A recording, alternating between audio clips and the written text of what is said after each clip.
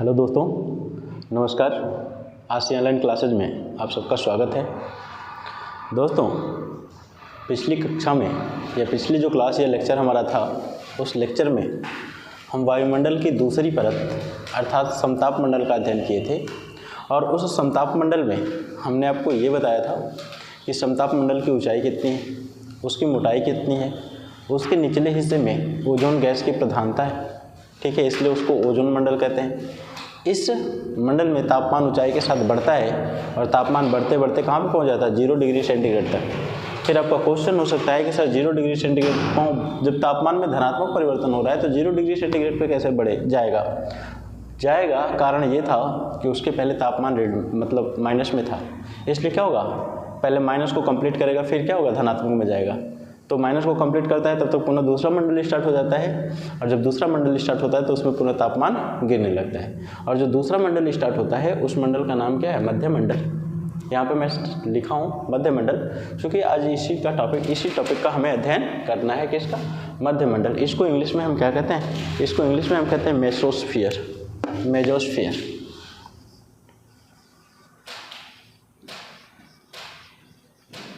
ठीक है, इंग्लिश में इसको क्या नाम दिया गया है? मेसोस्फीयर। चूँकि मैंने आपको पहले ही जब वायुमंडल पढ़ाना शुरू किया तभी बताया था कि वायुमंडल में आपको विशेष रूप से याद रखना होगा परतों में अंग्रेजी में नाम, क्योंकि कभी कभी क्या कहता है, इसी को हिंदी में लिख देगा मेसोस्फीयर तो दिक्कत हो जाती है। तो हमें क्या करना है, अंग्रेजी वर्ड और हिंदी वर्ड दोनों याद रखने होंगे। अब दोस्तों, यदि हम बात करते हैं किस मंडल की? मध्य मंडल की। तो मध्य मंडल की ऊंचाई की हम बात करते हैं, या तो हम लिखते हैं यह तीसरी परत है। यह क्या है? यह वायुमंडल की तीसरी परत है। तीसरी परत है, देखिए नीचे से ऊपर जा रहा है, पहली परत, दूसरी परत और तीसरी परत। तो जो मध्य मंडल है वो हमारे वायुमंडल की तीसरी परत है, नीचे से ऊपर के क्रम में। दूसरी इसकी विशेषता की बात करते हैं, इसकी ऊंचाई कितनी? तो यदि हम इसकी ऊंचाई की बात करते हैं तो इसकी ऊंचाई मिल जाएगी आपको।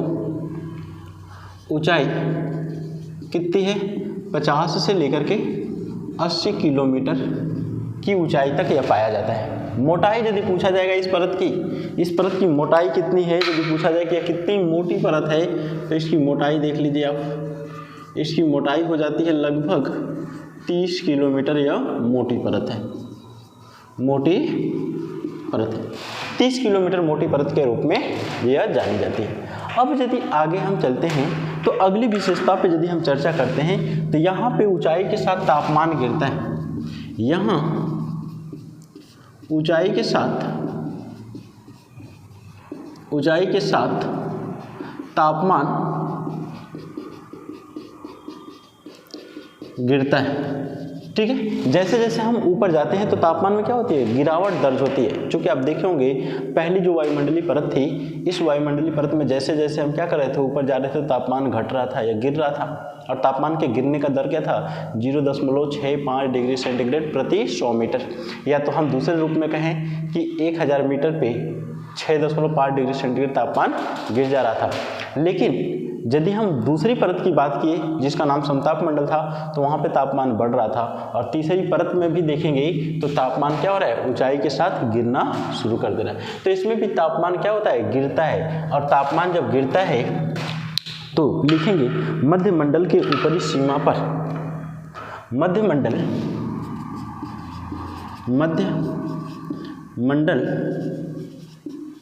के ऊपरी सीमा अर्थात हम क्या कह सकते हैं? लगभग 80 किलोमीटर की ऊंचाई पर। ठीक है, पर तापमान गिरकर कितना हो जाता है? -110 डिग्री सेंटीग्रेड हो जाता है। ठीक है, मध्य मंडल के ऊपरी सीमा पर लगभग 80 किलोमीटर की ऊंचाई तक तापमान गिर करके कितना हो जाता है? -80 डिग्री सेंटीग्रेड हो जाता है। तो यहाँ से एक क्वेश्चन बन सकता है, और क्वेश्चन यह बनेगा कि वायुमंडल की सबसे ठंडी परत कौन सी है? तो यह लिख लेंगे, यह वायुमंडल की सबसे ठंडी परत है। ठीक है, यह वायुमंडल की सबसे ठंडी परत है, इससे शीतल कोई और परत नहीं है। यदि मध्य मंडल की भी समताप मंडल की भी बात करेंगे वो भी इतना ज़्यादा ठंडा नहीं है। यदि अब क्षोभ मंडल की बात करेंगे वो भी इतना ज़्यादा ठंडा नहीं है। अन्य वायुमंडलीय परतों की बात करेंगे तो ये भी बहुत ज़्यादा ठंडा नहीं है। तो पूछा जाएगा कि वायुमंडल की सबसे ठंडी परत कौन सी है, तो वायुमंडल की सबसे ठंडी परत कौन सी है, मध्य मंडल के नाम से जानी जाती है। अब दोस्तों थोड़ा सा और आगे चलेंगे तो इस मंडल में उच्च अक्षांशों की यदि हम बात करेंगे, एक नोट में लिखेंगे, नोट में लिखेंगे, इस मंडल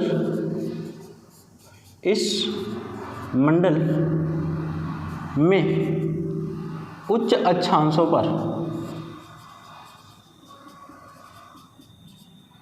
उच्च अक्षांश किसे कहते हैं? उच्च अक्षांश की यदि हम बात करते हैं तो पृथ्वी का जो ग्लोब हम बनाए थे स्टार्टिंग, मतलब जब वायुमंडल फैला रहे थे तो बताए थे, तो जो 0 डिग्री की अक्षांश रेखा है उसके आसपास के क्षेत्र को निम्न अक्षांश कहते हैं।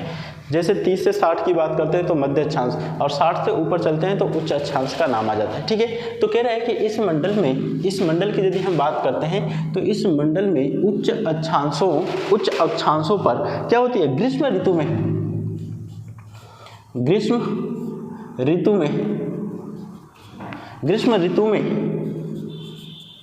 तंतु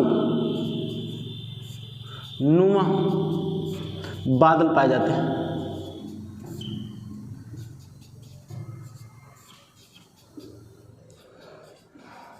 तंतुनुमा बादल पाए जाते हैं। तो क्वेश्चन पूछा जा सकता है कि तंतुनुमा बादल या मेघ भी कह सकते हैं ना, मेघ ज़्यादा सही रहेगा, तंतुनुमा मेघ लिख लीजिए यहाँ पे,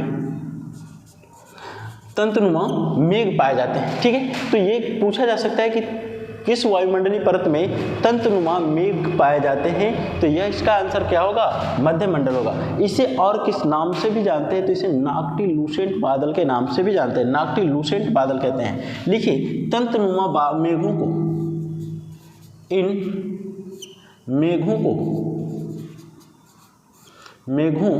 को क्या कहते हैं, नाक्टिलूसेंट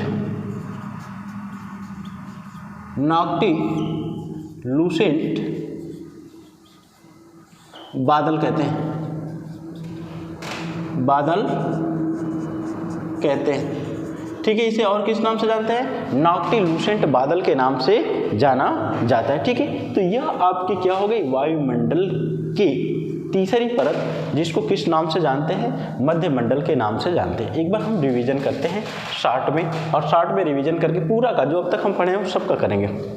सबसे पहले हमने क्या पढ़ा, क्षोभ मंडल की ऊंचाई कितनी है, लगभग 15 किलोमीटर की ऊंचाई तक पाया जाता है। औसत ऊंचाई की यदि हम बात करते हैं, किसी किताबों में 10 से 12 किलोमीटर भी दिया होता है, लेकिन 14 से 15 किलोमीटर सामान्यतः औसत इसकी ऊंचाई बताई जाती है। ठीक है, तो लगभग 14 या 15 किलोमीटर यह ऊंची परत है।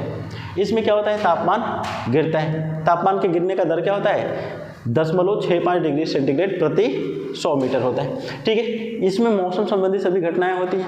इसमें नागरिक उड्डयन के लिए अनुकूल दशाएं नहीं पाई जाती। उसके बाद दूसरी परत स्टार्ट होना चाहिए। यहाँ पे दोनों के बीच का एक संक्रमण क्षेत्र है जिसको क्या कहते हैं, क्षोभ सीमा के नाम से। उसके बाद यह परत स्टार्ट होती है, इसको समताप मंडल, क्यों कि स्टार्टिंग में तापमान में कोई परिवर्तन नहीं हो रहा है, इसलिए क्या कहते हैं, इसको समताप मंडल कहते हैं। नीचे क्या पाई जाती है, ओजोन गैस पाई जाती है, इसलिए इसे ओजोन परत के नाम से जानते हैं। ओजोन का काम क्या है, सूर्य से आने वाली हानिकारक किरणों को रोकना। ओजोन का सर्वाधिक क्षरण कहाँ पे हुआ है, अंटार्कटिका पे या दक्षिणी ध्रुव पे हुआ है। किससे हुआ है, CFC से हुआ है। CFC क्या है, क्लोरोफ्लोरोकार्बन है, जो प्रशीतलकों या तो रेफ्रिजरेटर से क्या होता है, उत्पन्न होता है। इसमें तापमान क्या हो रहा है, बढ़ रहा है, बढ़ करके यहाँ पे जाने के बाद 0 डिग्री सेंटीग्रेड हो रहा है। अच्छा, यहाँ पे जब देख रहे हैं समताप मंडल जहाँ पे समाप्त हो रहा है और मध्य मंडल स्टार्ट हो रहा है, तो यहाँ पे समताप सीमा पाई जाती है। ये भी लगभग 1.5 से 2 किलोमीटर मोटी परत होती है, दोनों परतों के बीच का संक्रमण क्षेत्र होता है।